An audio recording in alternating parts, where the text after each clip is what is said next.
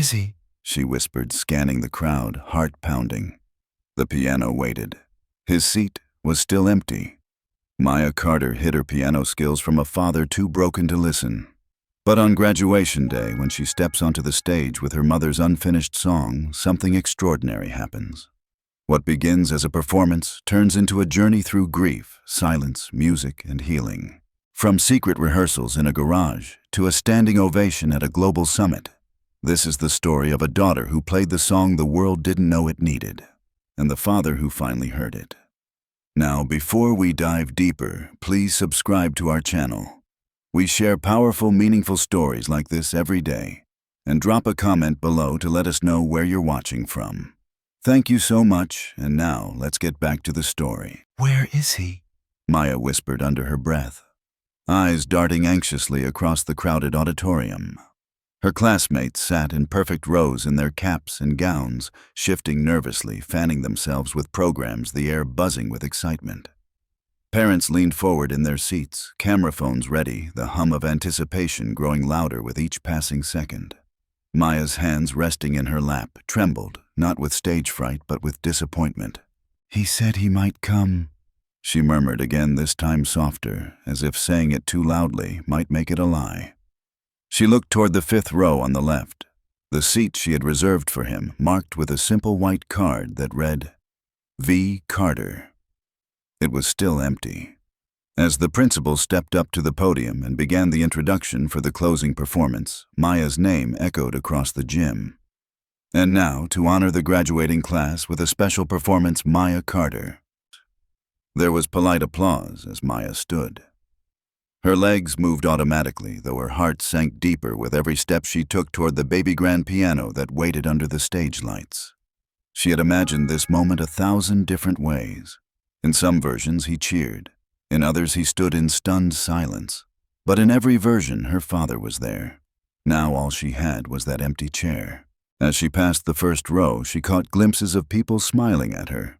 Her music teacher with misty eyes, her best friend giving her a thumbs up, the principal offering a proud nod. But none of it anchored her. She sat at the bench, hands poised above the keys. Her reflection in the glossy black lid stared back at her, a young woman trying to be brave, trying to hold herself together. She closed her eyes, and the world faded to black. 4 months earlier, Maya had sat on the edge of her bed, cradling a worn pair of headphones in one hand, a notebook filled with piano notations in the other. Through her cracked bedroom door, the television blared, another war documentary, her father's favorite. "I hope you're not wasting time on that piano again," came Victor's voice, firm and flat like a command. "That scholarship isn't going to win itself." Maya flinched. "No, sir," she called back. "Then keep your head in the books. Not in fantasies."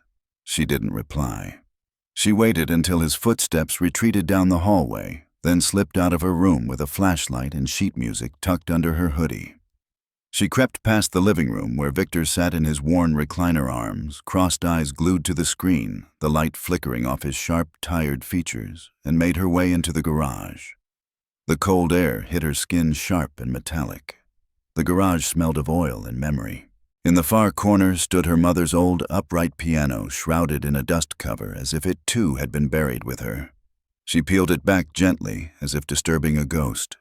The keys were still intact, though a few stuck when she pressed them. Her mother had played this very piano every Sunday until the cancer made her hands tremble too much to finish a song. Maya slipped on her headphones and placed her fingers on the keys. They moved with a tentative reverence, like a prayer. She began to play. A soft, wandering melody filled her ears, but not the room. To the world beyond the garage door there was only silence. But in that dim corner of the house, music lived again. Victor Carter was not a cruel man, but he was a broken one. A decorated veteran turned mechanic, he had buried his heart the day he buried his wife.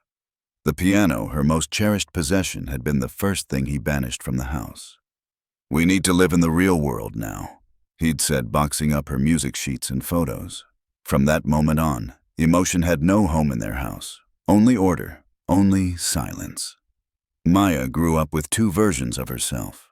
The girl she was around her father, quiet, obedient, calculating, and the girl she became in secret, fierce, expressive, aching with unspoken melodies. She learned to keep secrets, learned that some truths were safer in shadows, especially when those truths involved something her father had once loved and now only resented. But her heart refused to listen. Music was the only place where she didn't feel invisible. The high school's spring talent show had always been a light-hearted affair. Students danced, rapped, sang pop covers, juggled, even told bad jokes. No one expected anything profound.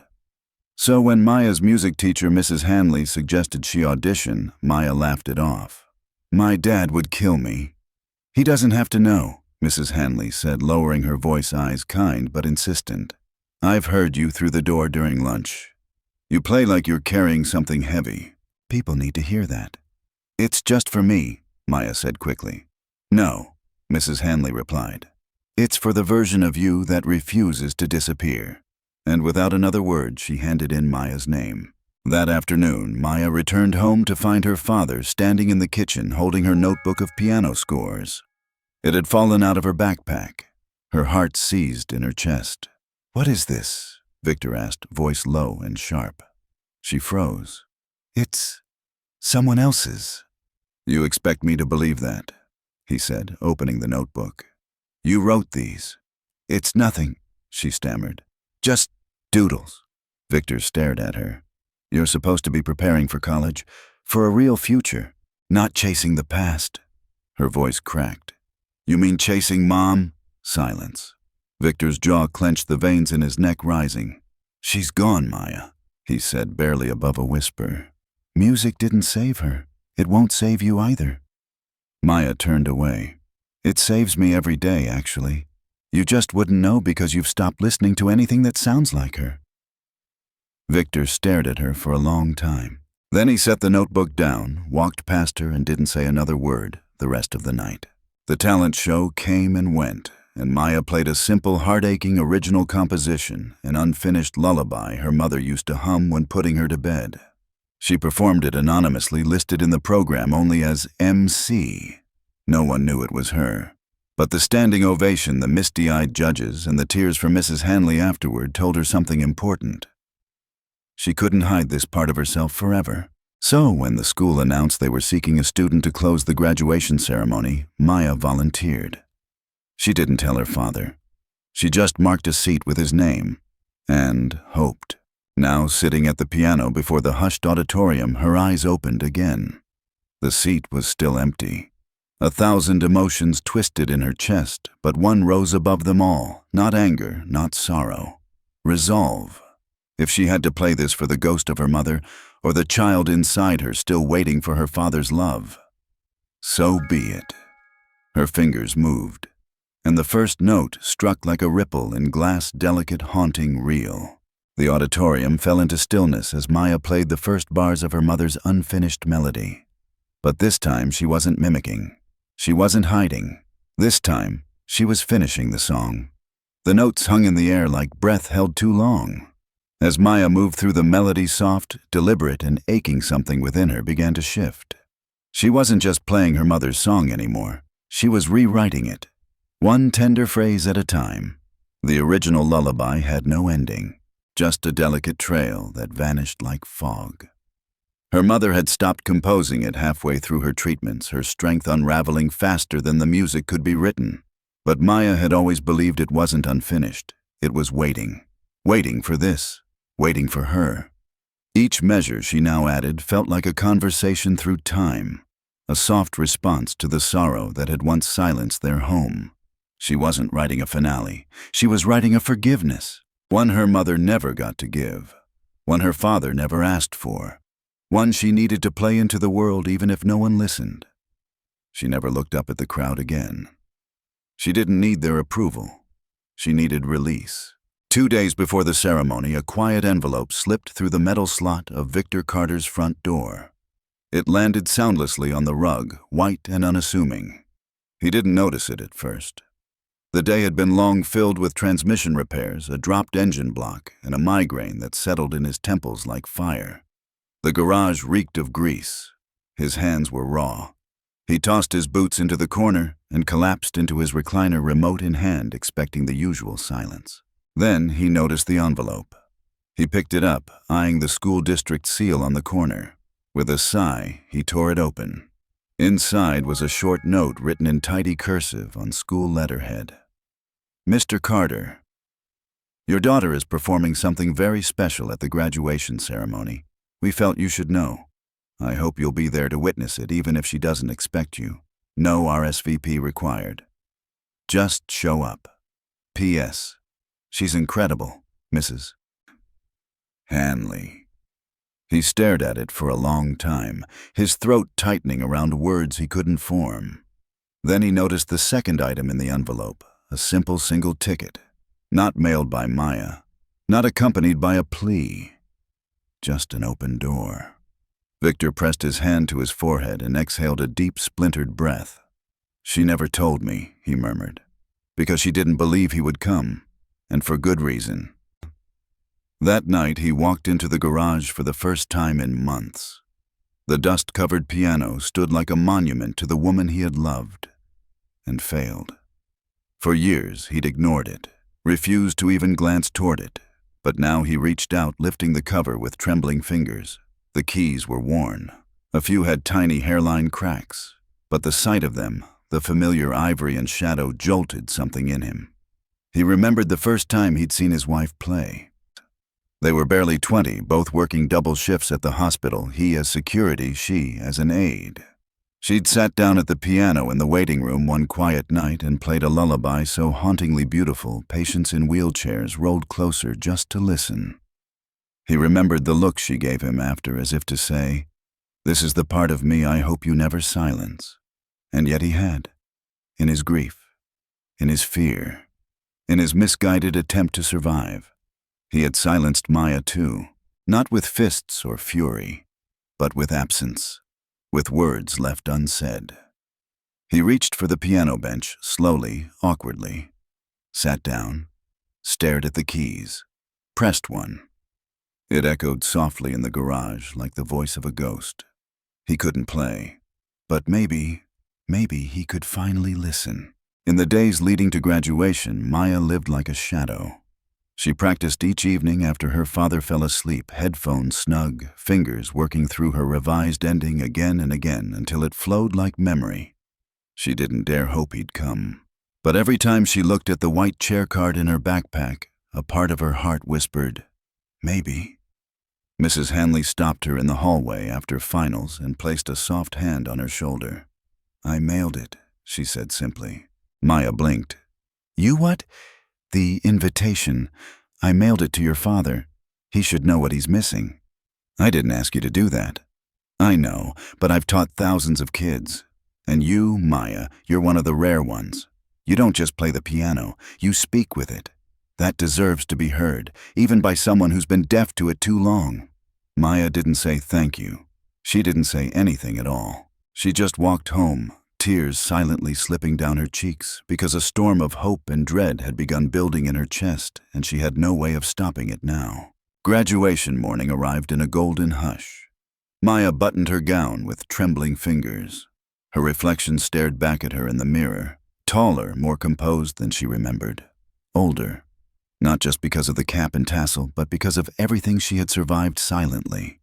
The rehearsals, the lies, the longing, the loss. Her heart raced faster than her steps as she arrived at the school auditorium. She didn't look toward the guest section. Couldn't. The fear of an empty seat would be too much. She focused only on her hands, her music.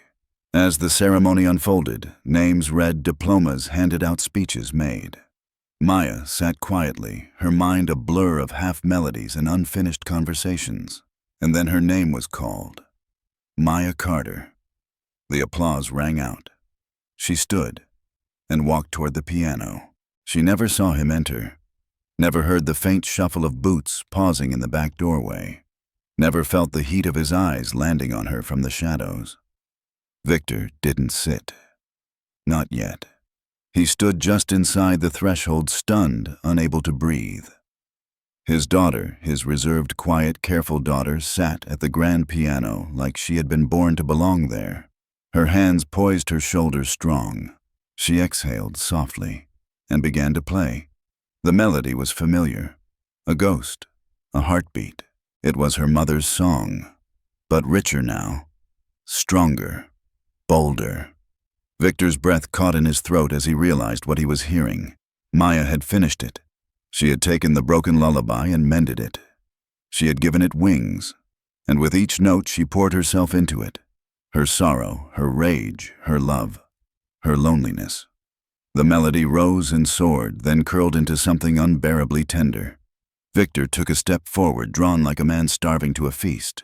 When the final notes trembled and fell into silence, Maya stayed frozen for a breathless moment. Then she slowly turned to face the audience. Her eyes scanned the rows. The white chair in the fifth row was empty, but in the very back, she saw him, standing, hands by his side, eyes red, lips parted as if he had just found his voice again. Victor met her gaze and nodded once, and Maya's heart cracked wide open. The applause surged like a wave behind her, but Maya barely heard it. The world had shrunk to a tunnel between her and the man in the back of the room. Her father stood still, stone-like in his posture, but something fragile flickered in his face. His eyes were glossy, rimmed with disbelief and something deeper, older, rawer regret. He didn't move toward her. She didn't move toward him, but their eyes held a silence that said everything the last 3 years hadn't. Then, almost against her will, Maya turned back toward the audience, took her small bow, and walked off stage with rehearsed composure. But inside, her chest throbbed in waves, her hands trembled, and her throat stung as if she'd swallowed lightning. The curtain parted for her backstage, and Mrs. Hanley caught her by the shoulders. "Maya," she said breathlessly, tears lining her lashes. "You didn't just play that piece, you resurrected it. Do you understand what you just did?" Maya looked down, blinking hard. "I didn't play it for them," she said in a quiet voice. "I played it for her." Mrs. Hanley's face softened. Then maybe she made sure he heard it. The hallway behind the stage buzzed with congratulations, with friends and faculty wrapping their arms around her, pulling her into photos and laughter, but Maya's mind floated elsewhere. Her body moved, smiled, nodded, but her heart was pacing in the back of that auditorium. She hadn't expected him to come. She hadn't expected to need him to come, but now he had. And the ache she carried was no longer silence. It was a question.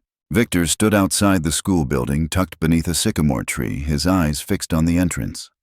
He hadn't tried to speak with her afterward. He didn't even know what words would come if he did. "Beautiful. I'm sorry. You sound like your mother." They all felt too small, too late. The music still rang in his ears. He could barely process it, not just the sound of it, but what it meant. His daughter, his little girl, who barely spoke above a whisper around him, had carried that song like a burning torch in the dark. And somehow, she'd kept it alive, long after he had buried it with his grief. He'd spent years drowning in silence, thinking he was protecting her from the pain that had broken him. But all along, he'd been protecting himself from the light she's carried. And she had carried it anyway. She walked out the double doors just as the sky turned a soft rose. The gold stole around her neck shimmered in the evening sun. Her cap was in her hands now, fingers twisting it nervously. They locked eyes. For a moment, neither moved. Then she stepped toward him, slowly, like approaching an animal that might spook.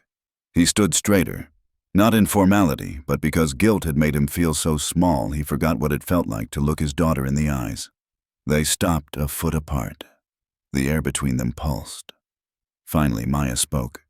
"You came." Her voice was calm, not bitter, but careful. Victor cleared his throat. "I didn't know what I was coming for," he admitted, his voice dry low. "But I'm glad I did." She looked down, her lips tightening, holding back the storm. "I thought you hated music." "I didn't hate music," he said, shaking his head. "I hated what it reminded me of, and that wasn't fair to you." Maya glanced up, searching his expression. "You threw it away.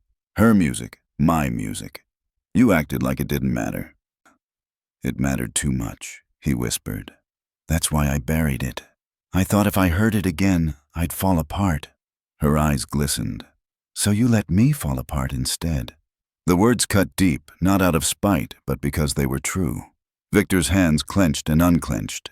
"You're right," he said. "I failed you. I know that now." Maya looked away. The breeze caught a strand of her hair and blew it across her cheek. Why now? He reached into his pocket and pulled out the folded letter Mrs. Hanley had sent him. He handed it to her. "Because someone had the courage to believe in you when I didn't. And I realized I didn't even know who you were anymore." She unfolded it slowly, read the note, then looked up. "You had years to ask." "I was afraid the answer would show me how much I'd missed," he said quietly. Maya looked at the paper again, then back at him. "You missed everything," she said. Victor nodded. "I know." For a long time they stood in silence. The parking lot emptied around them. The light thinned into lavender shadows. Then, in a voice softer than before, Maya said she started that song for me, before she got too sick. I used to ask her to finish it. She'd laugh and say, "Someday you'll do it better than I ever could." I thought she was joking.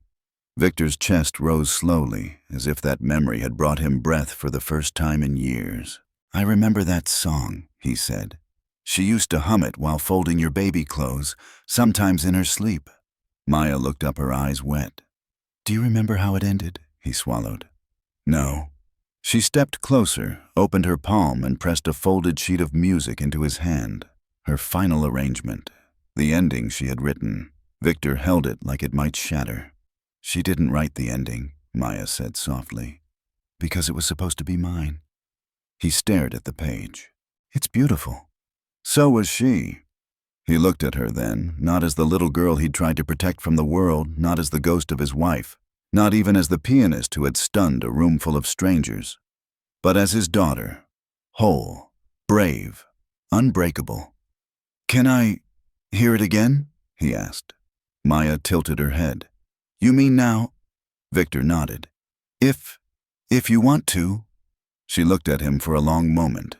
Then slowly she nodded once. "Come on." They returned to the garage as night bled into the horizon. Maya uncovered the piano. The soft light from a dusty bulb cast golden rings around her as she sat down again. She motioned for him to sit beside her on the bench. He hesitated, but this time he sat. Their shoulders brushed. She adjusted the sheet music before them. "You won't remember the notes," she said. "I'll remember the feeling," he replied. She placed her hands on the keys and began to play. But this time it was different. The room wasn't silent. The ghosts weren't angry, and the man beside her didn't flinch. He listened. And for the first time in years, Maya felt heard. As the final note drifted into stillness, Victor exhaled shakily. "I'm proud of you," he said, voice hoarse. She turned to him, tears silently spilling. "I've waited so long to hear that. I've waited even longer to mean it."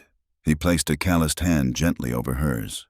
The past didn't vanish, but the silence did. And for the first time in forever, the music had brought them back. Maya had always associated dawn with silence. But that morning, as the golden light spilled through the windows of their kitchen, it felt like something had finally been unsealed. The house, once choked by quiet and unspoken things, now breathed. The floorboards creaked under her bare feet, not with tension, but memory. Her father sat at the kitchen table, nursing a chipped mug of coffee, his posture softer than she'd ever seen it. He looked up when she entered. His eyes, though tired, held a fragile calm. Like a man who had barely survived a storm and was still learning how to stand beneath clear skies. "You sleep?" he asked. She nodded. "Not much." "Me neither." She poured herself a glass of water. The clink of the ice echoed between them.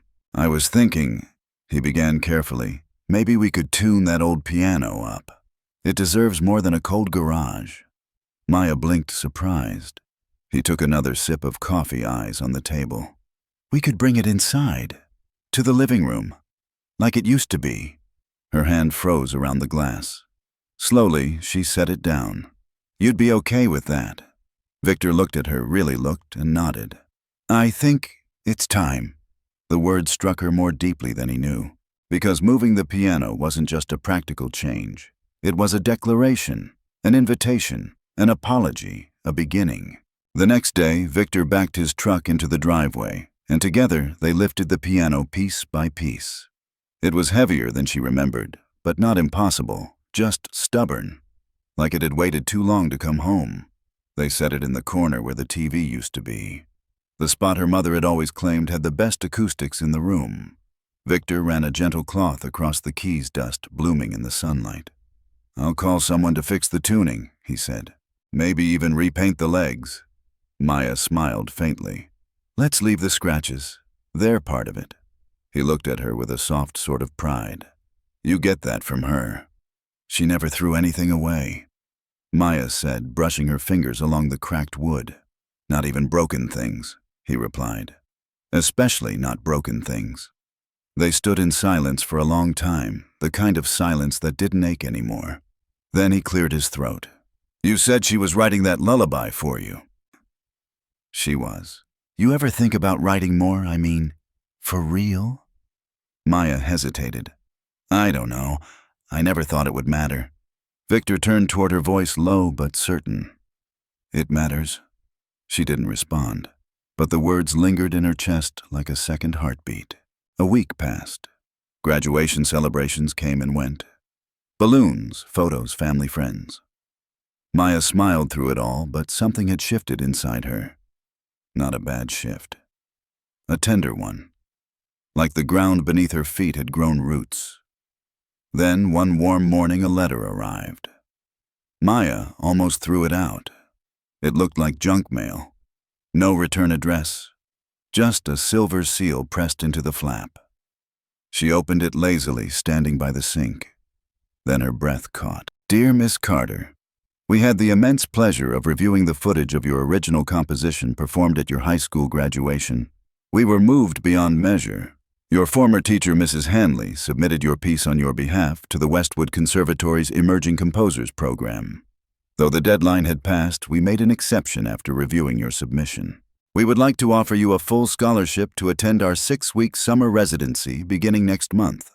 Housing and travel will be provided. No audition required. Your music was the audition. We look forward to hearing what else you have to say through your hands and through your heart. Warm regards. Eleanor Rhodes, Director, Westwood Conservatory." Maya stared at the letter, blinking, reading it again and again and again. She sat down, the weight of it all pressing into her chest like sunlight behind a storm. Then she laughed. A sound of disbelief, of joy, of disbelief again. It bubbled up uncontrollably. Victor walked in from the backyard, wiping his hands on a rag. "You all right?" She held up the letter, hands shaking. "I got something." He took the paper, read it once, then again. His eyes widened, mouth parting. "Westwood," he whispered. "They accepted me." "They're offering you." She nodded. Victor's throat tightened. "Your mother would have—" He stopped. The words nearly broke him. Maya stood. "You think I should go?" He didn't hesitate. "I think if you don't, the world's gonna miss something they were never supposed to miss." She looked at him, heart thudding. "But it's out of state. I'd be gone for 6 weeks." He smiled through glassy eyes. "I've had 18 years with you. The world can borrow 6 weeks. Then he pulled her into a hug. No hesitation, no awkwardness. It was the kind of hug she used to dream about when she was younger. He held her tightly and whispered into her hair, "Play like she's still listening." "I will," she whispered back. Her last night before the trip was quiet. The house smelled like lemon oil and new beginnings. The piano gleamed under soft lamplight, its imperfections now glistening with character. Maya sat down and played not her mother's lullaby, but something new, something brighter, something that sounded like home even as it reached for the stars. Victor sat nearby, eyes closed, head slightly tilted. He didn't speak. He just listened. When the music ended, he opened his eyes slowly. "What do you call that one?" She turned to him with a small smile. "Arrival." The next morning, Victor loaded her suitcase into the trunk. He fussed with the straps, 2 long, double-checked things she'd already checked twice. Maya watched him, her heart a strange blend of goodbye. And finally, He turned to her. You call me when you land. I will. And text when you get to your room. Dad! She laughed. He softened. Sorry, I'm proud of you. I don't want to miss anything else. She stepped into his arms. Then don't. He kissed her forehead. I won't. As she climbed into the passenger van, she rolled the window down. Hey, she called. Victor turned. Next time you come to hear me play, she said, you better sit in the front row. He smiled, hand to his chest. I'll be the one clapping first. The van pulled away, and for the first time in a long time, both of them felt full not of what they'd lost, but of everything they'd just found. The conservatory rose out of the hills like a cathedral. Its tall glass atriums glinting under the summer sun, its walls echoing faint traces of music that drifted through open windows and shaded courtyards. Maya stood at the front gate, suitcase in hand, and felt the stir of something electric in her bones. She had seen pictures of Westwood online, but no photo could capture the magnitude of it. It wasn't just the architecture or the manicured lawns. It was the expectation in the air, like every stone was waiting for brilliance. She took a slow breath. This was no longer the garage at home, no longer a hushed recital behind a curtain. This was a world built for music, filled with people who had trained their entire lives to belong here. And she hadn't. The thought cut sharp and sudden. She pushed it aside and walked through the gate. Inside, the halls buzzed with laughter and layered harmonies, cellos in one room, violins in another, a soprano voice floating above it all like silk. Students milled about with confidence, their conversations peppered with terms she barely understood. It was like arriving mid-symphony and realizing you didn't know the key. Her room was modest, a bed, a desk, a large window that overlooked the practice garden, and in the corner a digital upright piano, sleek and untouched. She ran her fingers along the keys. Cold, foreign, nothing like her mother's, nothing like home. She sat and played the first few notes of her graduation piece. The sound came out crisp, almost sterile. No creak of wood, no ghosts in the frame. She stopped. The silence that followed was louder than the notes had been. Orientation was overwhelming. Faculty in black slacks and expensive watches. Students who'd performed with orchestras, won competitions, traveled the world. During introductions, one girl casually mentioned she'd played for the royal family in Monaco. Another had scored a full film soundtrack at age 15. When Maya's turn came, she stood heart-knocking against her ribs. I'm Maya Carter, she said. I'm from Milltown. I wrote an original piece that was performed at graduation. A pause. And I play because it reminds me of my mother. There was a moment of stillness, then a few polite nods. The professor smiled warmly. Sometimes the most powerful art is born from memory. Welcome, Maya. She sat down, but her palms were slick. All week she practiced. Not just her own music, but the assignments Bach, Chopin, Debussy. Technical drills that made her wrists ache. She stayed late in the practice rooms working until her fingertips went numb. And yet, the others still seemed to float. They played like they were born inside the concert hall. Maya played like she was trying to earn permission to be there. The doubt crept in slowly, like a draft under a door. Every compliment from an instructor felt like charity. Every critique felt like confirmation. What if her graduation performance had been a fluke? What if she didn't belong? On the 10th day, she was invited to a composition master class. Only 5 students were selected. When she arrived, a grand piano waited in the center of a circular hall. One by one, the students were to present an original work for feedback from the guest instructor, Professor Eleanor Rhodes. Maya's stomach twisted when she heard the name, the same one on the letter. She hadn't expected the director herself to be present. Professor Rhodes was tall and silver-haired, with a presence that filled the room before she even spoke. Her voice was measured, melodic, her gaze sharp, but not unkind. When Maya's name was called, she stepped forward slowly. Her sheet music trembled in her hands. She sat, took a breath, and played. This time it wasn't the graduation piece. It was something newer, unfinished. A softer, more fragmented composition.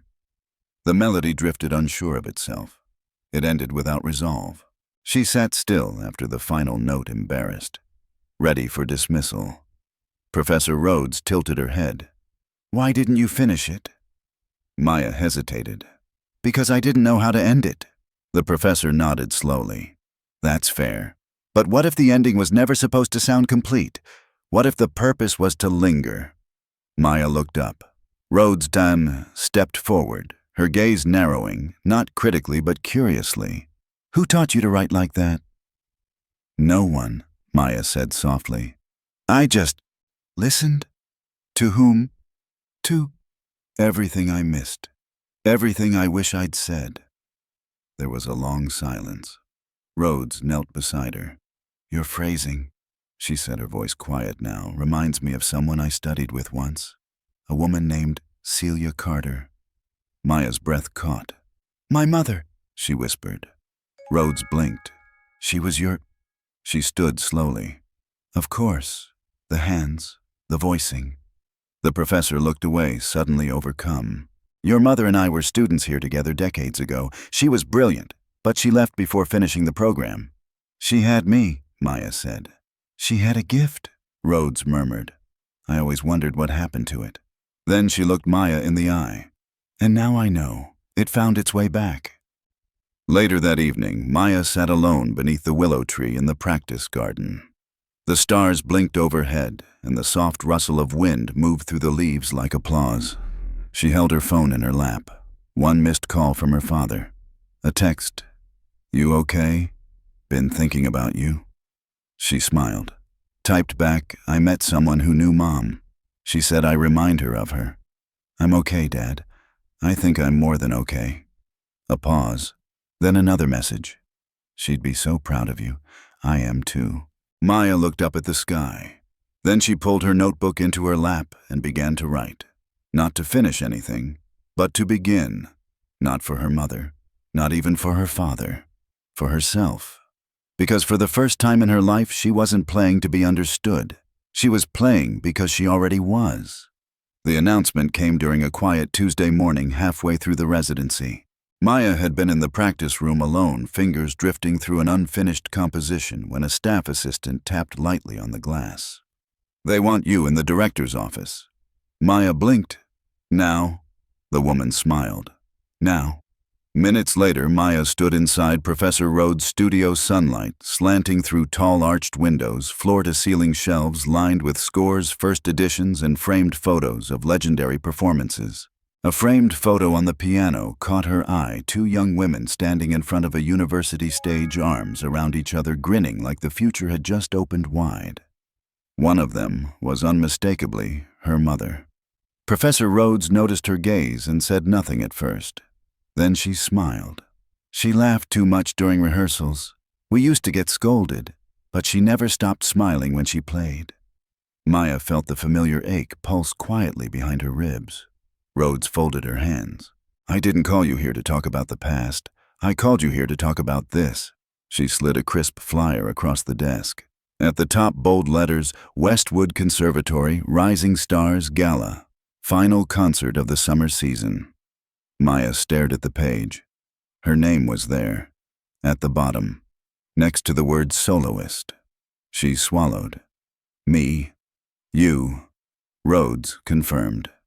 "You'll be closing the evening. Just one piece, whatever you choose. It's your stage." Maya sat slowly, her heart loud in her ears. "Why me?" Rhodes smiled faintly. "Because music chose you a long time ago. I'm just giving it the microphone." The days that followed passed in a blur of emotion and silence. Maya practiced until her shoulders ached, until her fingers buzzed from repetition. But it wasn't technicality that haunted her. It was choice. What would she play? She had dozens of pieces, unfinished sketches, raw fragments, phrases born from heartache and healing. But nothing felt complete. Nothing felt worthy. She sat by the conservatory lake one evening, watching the water ripple in soft rings. She remembered her mother's lullaby, how it began like a whisper, how it ended in her hands. Then she remembered the music she had started writing on her first night here, the melody that trembled with uncertainty, that ended without resolve. That wasn't a mistake. It was the truth. Maybe the power wasn't in being finished. Maybe it was in being open. The night of the gala arrived like a tide. The great hall gleamed under warm chandeliers. Velvet drapes framed the stage like curtains of midnight. The audience was packed faculty, alumni, donors, musicians from all over the state. Maya stood backstage, hands clasped, the weight of the moment tightening around her chest like wire. Her name was announced. Applause. She stepped onto the stage. This time there was no scan for an empty chair. No pang of disappointment. She knew where he was. Third row. Left center. Her father. Victor had flown out that morning, first flight of his life suit, two stiff eyes bleary with pride. He hadn't said much when he hugged her at the airport, but the way he held on a second longer than necessary had said enough. Now he sat with his hands in his lap, eyes locked on her, heart open. Maya sat at the piano. The silence in the hall was rich waiting. She placed her fingers on the keys and began. The first notes fell like petals, her own composition, a blend of old and new. She wove her mother's lullaby into her own uncertain theme, letting the melody wander bravely, never once forcing it into perfection. Every breath, every hesitation was part of the story. As she played, something inside her unraveled, and not in pain, but in freedom. She let go of the fear that had lived in her ribs since childhood, let go of the need to prove herself to a world that once looked past her, let go of the silence between her and her father. The music rose, then softened, then resolved, not with a flourish, but with a final note so gentle it felt like a blessing. And then the room fell into stunned silence. No one moved, no one breathed. Then, like thunder, applause erupted. The kind of applause that lifts you out of your own body. People stood, hands clapped above heads, some cried, and through it all, Maya looked at the third row. Victor was already on his feet, his eyes red, his lips trembling. He didn't clap. He pressed his hand to his heart. After the concert, the reception buzzed with praise. Strangers approached her with congratulations, asking what her next plans were, what label she'd work with, what school she'd attend in the fall. But Maya only half heard them, because just outside the glass doors beneath the soft night sky, her father waited. She stepped out and walked to him. They didn't speak. He wrapped her in his arms and held her like time had rewound. Finally, he whispered, "That wasn't just music." She rested her head against his shoulder. "It was everything I never said." He pulled back, eyes glassy. "I heard all of it." She smiled. "Then you finally listened." They both laughed softly, the weight of years lifting like morning fog. Victor reached into his coat pocket and handed her a folded paper. She opened it. Inside was a photo of her mother at a piano, younger, smiling, and on the back written in fading ink, "For the daughter I know will finish the song." Maya's breath caught. She looked up. Victor nodded. "She left it in a drawer. I wasn't ready to give it to you before." She held it against her chest. "Thank you," she whispered. "No," he said. "Thank you for bringing her back." She shook her head. She never left. They stood there beneath the stars, and for the first time in their lives, everything felt whole. Not perfect, but whole. Maya didn't notice how quickly the world began to shift around her. The night after the gala, she returned to her dorm room to find 3 emails in her inbox, all with subject lines that pulsed like spotlights. "Congratulations from Westwood Media. Your performance is live, and you're going viral." At first, she thought it was a joke, just another highlight reel on the conservatory's modest YouTube channel. Then the numbers began to climb. A few thousand views, then tens of thousands, then hundreds. By morning, her phone buzzed with messages from strangers, musicians, teachers, teenagers, mothers, veterans.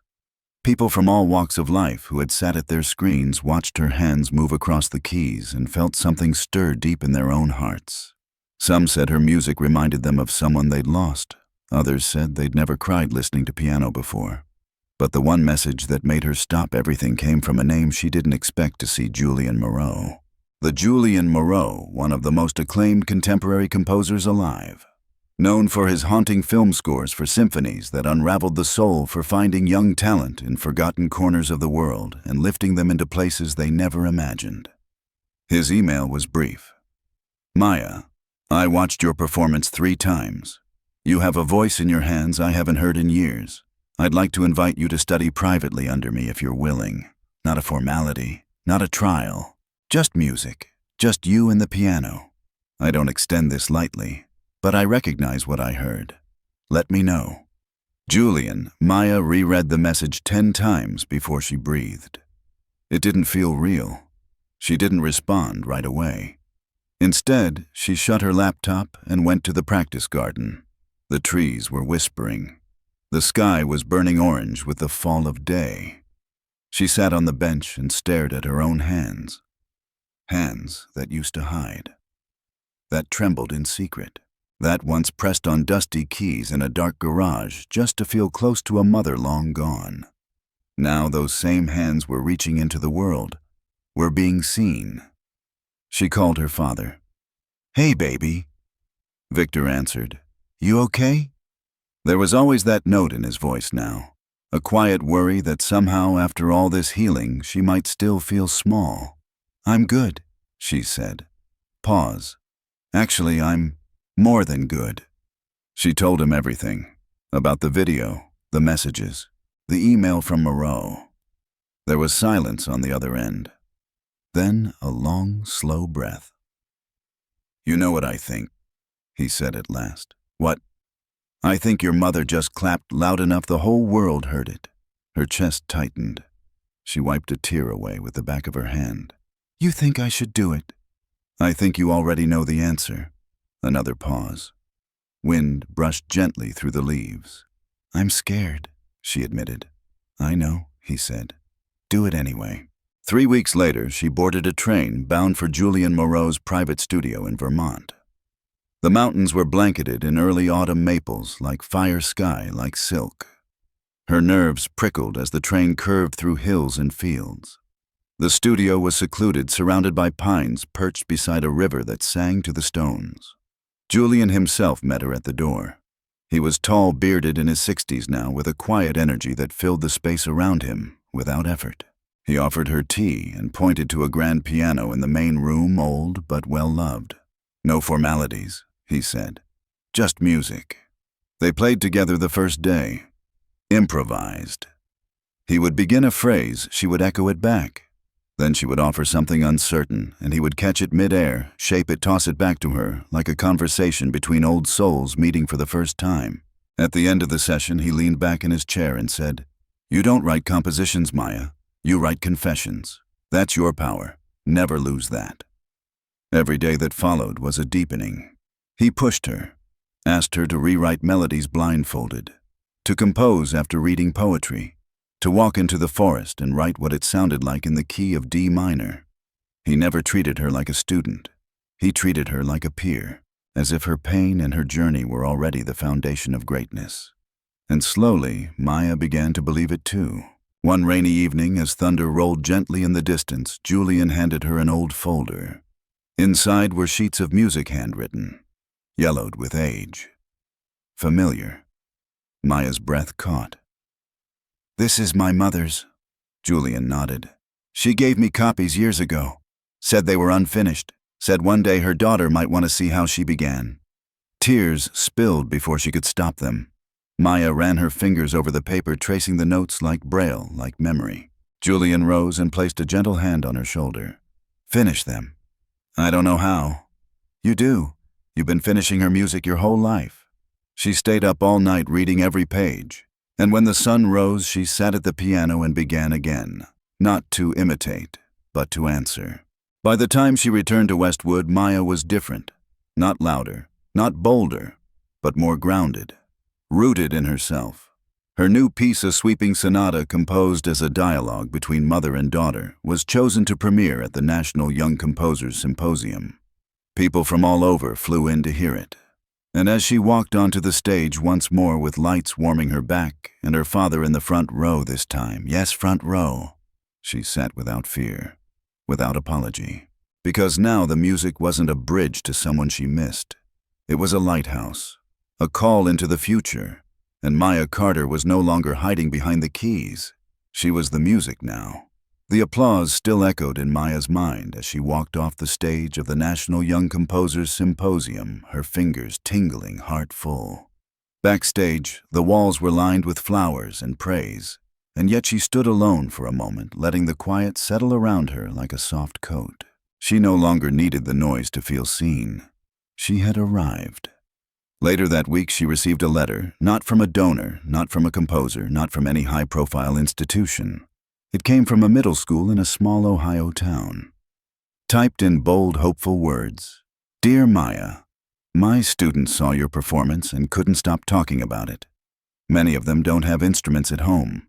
Some come from backgrounds like yours, quiet, hardworking, a little broken. But after watching you play, they started asking questions I've never heard before. Can we try that? What would happen if I wrote a song? Could someone like me do that?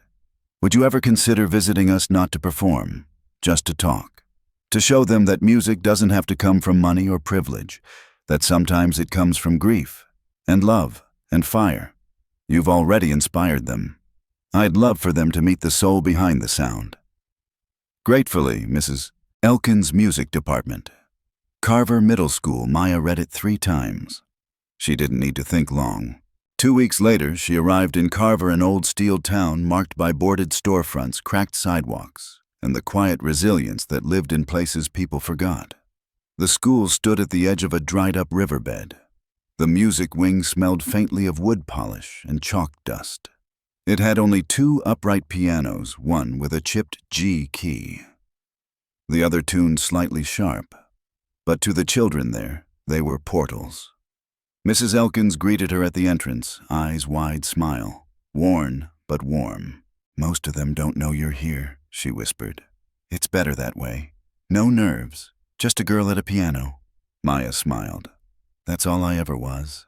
She stepped into the room, and every head turned. A dozen students sat cross-legged on the tile floor, clutching notebooks, fidgeting with pencils. Their eyes flicked up with the kind of cautious wonder Maya remembered all too well. The look of children who knew dreams were fragile and rarely included them. She didn't give a speech. She sat at the battered upright and played something simple, something gentle, something open enough to let them in. Then she stood. "I didn't grow up in a place with perfect pianos," she began softly, "or parents who talked about music conservatories, or teachers who said I was gifted." She paused. "But I had a mother who used music to speak when she was too tired to talk. And I had silence, and sadness, and questions." Her voice trembled slightly, but she kept going. "I didn't write music because I was confident. I wrote because I didn't know how else to survive." One girl in the back raised her hand. She looked barely 12, her hair pulled back into a loose braid, her eyes older than they should have been. "Did your dad support you?" The question was too sharp, too direct for someone so small. But Maya understood. She smiled. "Not at first. He was afraid music would break me, but he didn't realize it had already saved me." The girl nodded, as if that was the answer she'd feared she needed. Afterward, the students crowded around her, asking to show her melodies they'd hummed into their phones, scrawled in corners of math notebooks, played with 2 fingers when no one was watching. And then quietly, the girl with the braid approached. "I'm Lila," she said, eyes lowered. "I don't play very well. I shake too much." Maya knelt so they were eye level. "Why do you shake?" Lila shrugged. "I think too hard. My hands know what to do, but my head gets scared." Maya nodded gently. "Sometimes we need to let the music think for us." She reached out and took Lila's hands in hers, small, cool, slightly calloused. "You want to play something for me?" Lila hesitated, then nodded. She walked to the piano, sat slowly, and began to play the opening notes of Clair de Lune. Uneven, tentative, but the heart was there underneath the stumbles. When she finished, the room was still. Maya walked over, placed a hand on her shoulder. "That was beautiful," she said. Lila shook her head. "I messed up." Maya leaned down. "We always mess up." "But you told the truth. That's all the music ever wants." Lila blinked up at her and something softened. "I want to write a song," she said. "Then do it," Maya whispered. Write the song you wish someone had played for you. Before she left Carver, Maya sat beneath a tree behind the school with Mrs. Elkins. "They've never lit up like that," the teacher said quietly. "Most of them don't have anyone to show them what's possible, especially not someone who looks like them." Maya's gaze drifted toward the window where the students were still huddled around the piano. She remembered that hunger. She remembered being Lila. She reached into her bag and pulled out a bound folder, copies of the original manuscript she'd composed for her mother. The same one that launched everything. "I want you to have this," she said. "Use it however you want. For teaching, for inspiring. Let them see that a girl with doubt in her chest and pain in her hands can still make something that lives." Mrs. Elkins took it with reverent care. "They'll never forget this." Maya smiled softly. "Neither will I." As she walked to the waiting car, a faint melody drifted from the music room window. Unsteady, but brave. And Maya Carter, for the first time since she'd stepped onto a stage, didn't feel like she had played her most important concert in a hall with chandeliers and a red carpet. She had just played it here, with no stage, no lights. Just a girl with a braid and shaking hands who now believed she could compose the rest of her story. The call came just before midnight. Maya had been lying on the floor of her dorm surrounded by sheet music, staring at the ceiling and tracing melodies in her mind. Outside rain tapped against the window in soft rhythmic pulses, like a distant metronome. Her phone buzzed once, twice. Caller ID. "Dad." She sat up. Something felt wrong. She answered. "Dad." There was a pause. Then Victor's voice, frayed and fragile. "It's your grandmother." Maya's heart dropped. "She's gone, baby. Just went to sleep and didn't wake up." The room spun gently. The rain faded. Maya closed her eyes and sank slowly back to the floor, her fingers tightening around the phone like it was the only solid thing left in the world. Victor's voice was barely holding. "She was proud of you, you know that. She used to play your videos over and over. Said you were making music for people who couldn't say how they felt. Said it reminded her of your mother." Maya didn't speak. Couldn't. Her throat closed like a fist. He kept talking gently, shakily, like a man trying to keep both of them from drowning. "I'm going to drive up there tomorrow. Make arrangements. I can pick you up from the station if you want to come home for the service." The words "home" and "service" landed like stones in her chest. "I'll be there," she whispered. And then the line went silent. The funeral was simple. An open field, a line of folding chairs, her grandmother's favorite gospel hymn playing low through a small speaker. Maya stood between her father and the wind. Neither spoke. The pastor offered kind, efficient words. Family and neighbors nodded. Some wept quietly.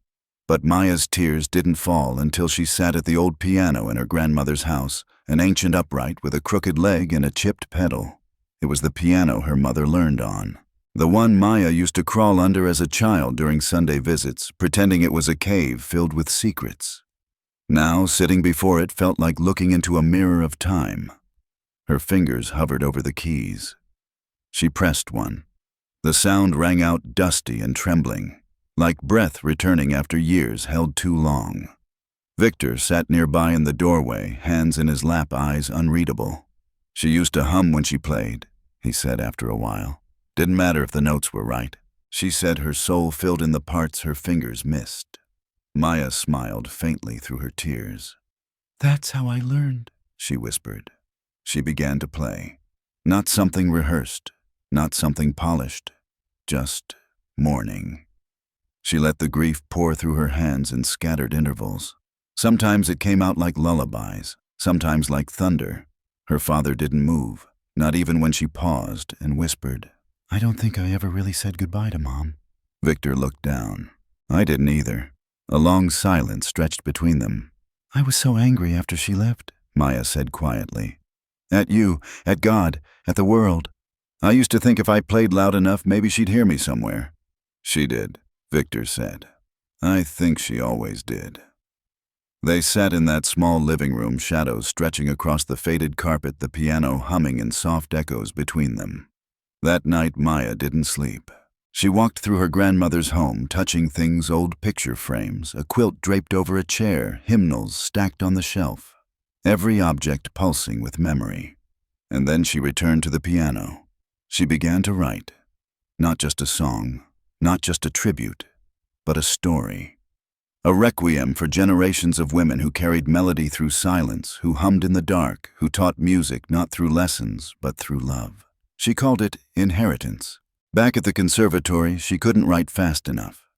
For days, she didn't eat properly, barely spoke. Her professors noticed but said nothing. They saw the fire in her eyes and stepped aside. Julian Moreau visited once stood in the doorway of her studio as she played a rough version of the piece, still wild, still aching, still full of untamed sorrow. When she finished, she looked up, her hands shaking. Moreau said nothing. He simply walked over, kissed the top of her head, and whispered, "That's the one." The conservatory arranged a special performance in her grandmother's honor, a twilight recital. An open-air stage beneath the trees, lanterns swaying gently overhead, the audience hushed in reverence. Maya wore her grandmother's necklace that evening, a simple gold locket with a photo of her mother inside. As she stepped on stage, she touched it once, then sat at the grand piano with the dusk curling around her shoulders like a shawl. She played Inheritance without hesitation. The music opened with a single note, soft, alone, then unfurled into layered harmonies that wept, danced, stumbled, and soared. It borrowed her mother's lullaby, quoted her grandmother's gospel hymns, echoed moments from her own life: the dusty garage, the empty chair, the shaking hands the girl named Lila. It was not perfect, but it was true. When it ended, the audience didn't applaud right away. They sat still, holding the silence like a precious thing. And then someone stood, and another, until the entire crowd rose to their feet in wordless tribute. Victor was in the front row again, this time tears streaming down his face openly. Afterward, he met her behind the stage, arms wide. She stepped into them, exhausted, relieved, transformed. "I didn't know you could put a whole life into music," he whispered. Maya smiled faintly. "You can," she said, "if you listen hard enough." That night she slept deeply for the first time in weeks. Not because the pain was gone, but because it had finally found a home. The invitation arrived wrapped in gold foil and silence. No fanfare, no spotlight. Just a letter from the World Cultural Arts Foundation slipped beneath her dorm door in an unmarked envelope. The front read simply, "Maya Carter, selected performer, Global Peace Summit closing ceremony. Vienna." She stared at it for a long time before opening it. The paper inside was thick, embossed with seal and signature. But the weight of it wasn't in the stationery, it was in what it meant. It was the world calling, asking her not just to play, but to speak. She called her father that night. He didn't answer at first. Then came the voice she had grown to treasure, warmer, now less armored, always steady when she needed it. "I always knew they'd hear you," he said. "I just didn't know it would be this soon." "Do you think I'm ready?" she whispered. "You were ready the moment you picked up the pieces and turned them into music." She smiled, but her hands still shook. Not from doubt this time, but from awe. Vienna was a city built on symphonies. Its streets whispered with centuries of echoes: Mozart, Schubert, Strauss. Every corner felt like a memory pressed into marble. Maya walked through it with a mix of reverence and disbelief, the winter air kissing her cheeks as she passed old cathedrals and candlelit cafes. The concert hall stood like a palace glowing under 1,000 tiny lights. Outside, people from every corner of the globe gathered: diplomats, refugees, artists, heads of state, survivors. The world was fractured, aching. This was not just a celebration. It was a plea for unity. And somehow she had been chosen to close it all. In the green room backstage, Maya sat alone in her long black dress, fingers brushing the locket at her throat. Inside, the photo of her mother smiled up at her, steady and soft. She took a slow breath and pressed her palms to her knees to ground herself. There was no spotlight large enough to hold what she was about to play. Because tonight she wasn't playing for the world, she was playing to it. The stagehand gave a quiet nod. She rose, walked toward the light. The concert hall fell into silence the moment she appeared. No announcement, No introduction. Just a young woman crossing the stage like time was waiting for her. She sat. The piano before her was an immaculate Steinway, gleaming, timeless, but she didn't marvel at it. She placed her fingers gently on the keys like greeting an old friend, and she began. The piece was called One Voice. It opened with the echo of a lullaby, her mother's lullaby, a single melody whispered like a secret. Then came harmony soft, uncertain searching, notes that trembled with memory wound through quiet resistance, then lifted. Layer by layer the music unfolded, each section a story of silence and sorrow, of aching and survival, of rediscovery and defiance. She wove her own journey into every phrase. The girl who hid in a garage to play the teenager who waited for her father in an empty chair. The young woman who finished her mother's song, the stranger who comforted a child with shaking hands. But this wasn't about her anymore. It was about the universal pain they all carried, and the healing that could rise when someone dared to feel it out loud. Midway through, she shifted key. The piece opened its chest. Suddenly, it soared. Not polished, not perfect, but true. The audience didn't move, didn't breathe. Maya kept her eyes closed, tears lining her lashes as she played the final notes, not as a resolution, but as an invitation, a place to begin again. And then, silence. Not the awkward kind, the holy kind. A silence that held space for everything the world had lost and everything it still longed to find. Then came the sound, not of applause, but of people rising. Every single person in the hall stood, some with hands over hearts, some with heads bowed, some with eyes full of tears. And in the very back, standing beside the world's most powerful leaders, Victor Carter. No longer just a grieving father, no longer just a mechanic with rough hands and quiet regrets, but a man whose daughter had just stitched a broken world together with music. She walked off stage slowly, breath catching in her throat. Backstage, the organizers tried to speak, but she gently brushed past them. She only wanted one thing. He was waiting just beyond the wings. The moment she saw him, they both moved at once. Victor pulled her into his arms, held her like it was day one, like it was every day he had missed, and every day he was making up for all at once. "She heard that," he whispered. Maya closed her eyes. "So did you?" He nodded against her hair. "For the first time, I heard everything." They didn't speak for a while. There was no need. Because in that silence, the one between generations, between pain and forgiveness, between absence and arrival, a song had been played. A heart had been opened. And Maya Carter was no longer a girl trying to be heard. She had become the voice the world didn't know it was waiting for. Sometimes the loudest voices in the world are born in silence. Maya Carter didn't set out to change the world, she simply needed to be heard. In a home where grief grew louder than dreams, in a garage where dusty keys carried echoes of a mother's love. Maya taught us that music can heal more than just wounds. It can rewrite legacies. Her journey reminds us that our pain is not a weight to carry. It's a melody waiting to be played. That silence isn't the absence of love, but the space where love waits to be remembered. And that sometimes the people who fail us aren't gone forever. They're just waiting for a second chance to listen. So, if you've ever felt unseen, unheard, or unloved, know this. Your voice matters. Your story matters. And what was once broken can still become beautiful. All it takes is the courage to begin your song and the heart to finish it.